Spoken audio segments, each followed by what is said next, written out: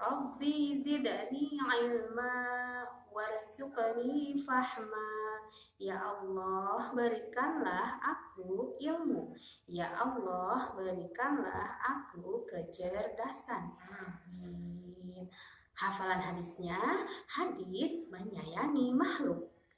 Irham man fil ardi yarhamka man fis samai.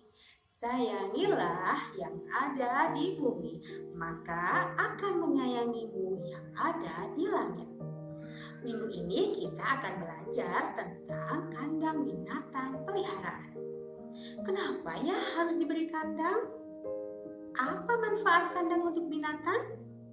Yaitu untuk tempat berteduh, berlindung dari perubahan cuaca panas atau dingin, dan supaya terlindungi dari bahaya. Kemudian supaya tidak berkeliaran dan mudah untuk diawasi atau dipantau. Setelah kandang kita buat, apalagi ya tugas kita? Iya betul, kita harus rajin membersihkannya agar bebas dari virus dan bakteri. Membersihkan kandang juga sangat penting demi untuk menjaga kesehatan binatang dan diri kita sebagai pemilik binatang peliharaan.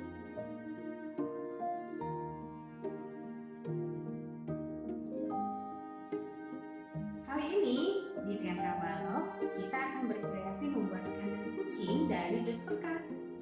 Tapi sebelumnya kita siapkan dulu yuk bahan-bahannya.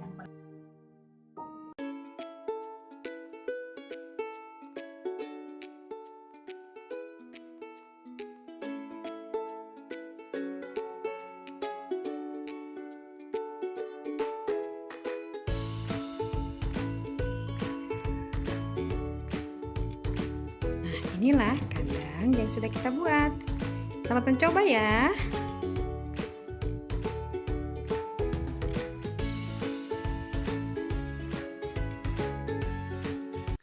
Tepuk kelinci, giginya di depan, suka wortel, lompat-lompat. Tepuk ikan, jebur-jebur, jebur-jebur, jebur.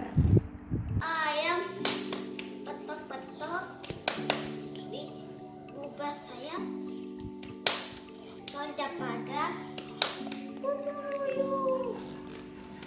Tepuk-tepuk, mok-mok, suka makan rumput, itulah sapi. Tepuk kucing,